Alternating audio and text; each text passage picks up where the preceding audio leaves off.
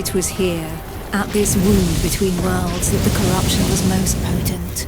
One by one, haunted by the whispers from below, the people succumbed to madness. Draconic blood sullied the earth and corrupted the creatures that trod upon it. Pitiful in their wretchedness, and too weak to resist the command of their new masters, they drank the blood of the dragon and gave in to depravity.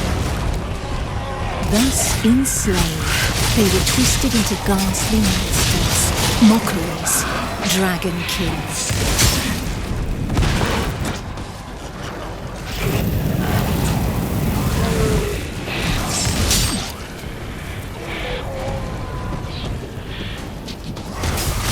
Men, women, children, animals, for as many slaves as there were devoted to their cruel masters, just as many grotesque monsters blindly obeyed any order given to them by their dragon lords.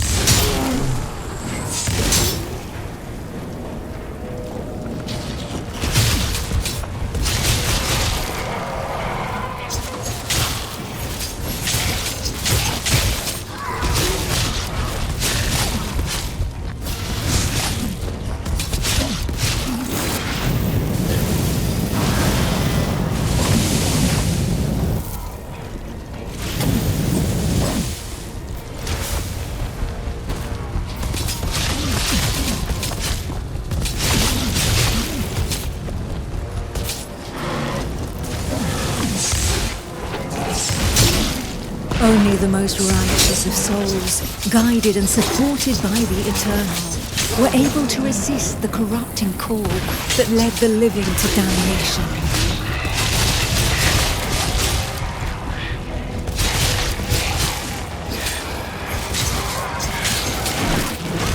These righteous few bore the feeble flame of man through the darkest shadow, and though it flickered, it would not be extinguished.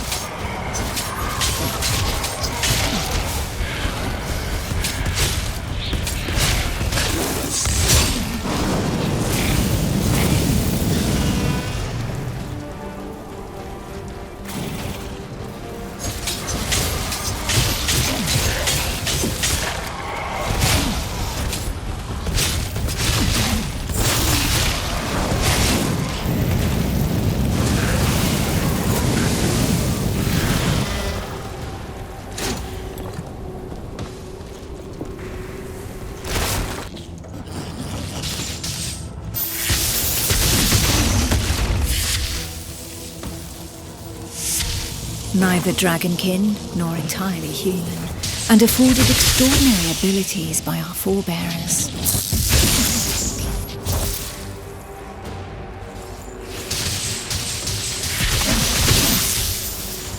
By those who drank the blood of the only banished dragon to have ever repented before the Eternal.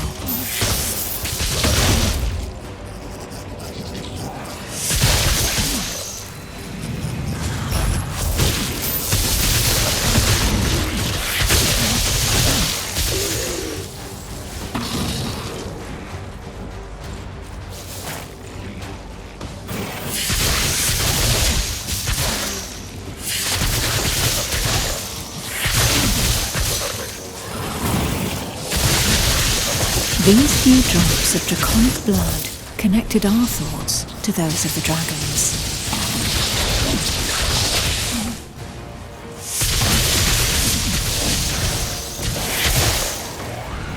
Struck by fleeting visions, we saw glimpses into their deeds and understanding of the themes that drove them.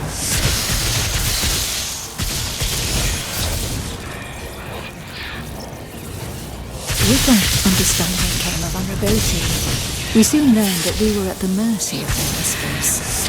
The voices threatened to consume us, with no hope of salvation.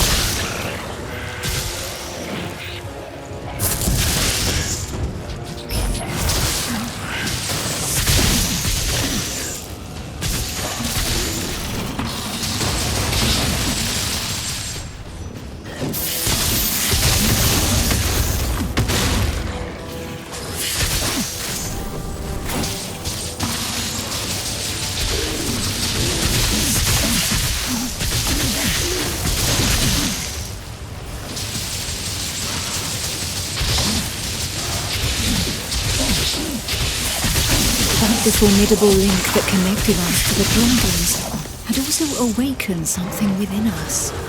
We lived strong in the certainty that the Eternal had pardoned us for the draconic corruption in our veins.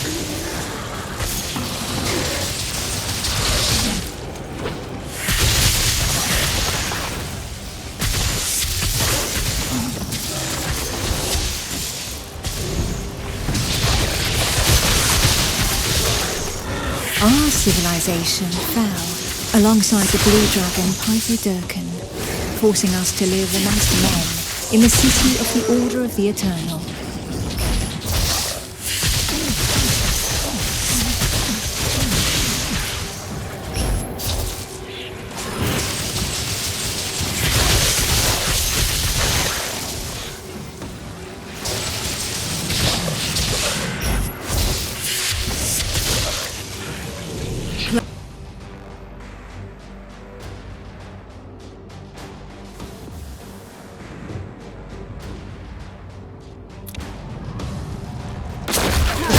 Of Nuragard feared neither pain nor death, and they welcomed violence as they might an old and familiar friend.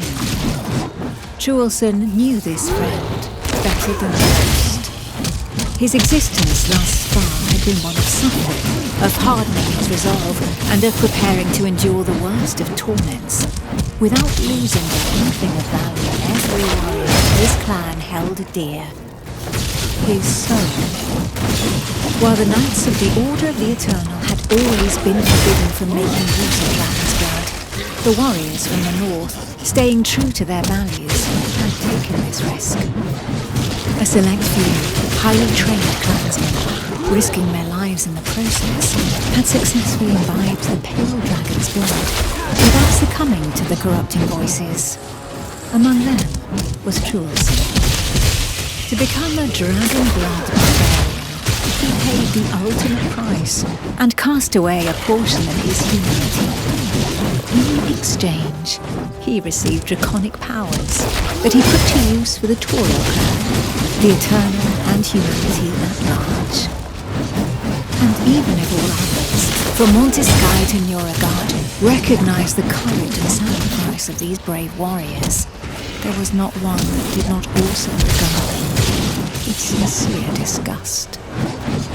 While there could be no doubt of their loyalty to Tauriel, defender of the Eternal, their bodies defiled by the dragon as they were, drove the rest of mankind to reject them. Chulson, for his part, cared little for his appearance. What did this matter of him, as long as his soul remained intact?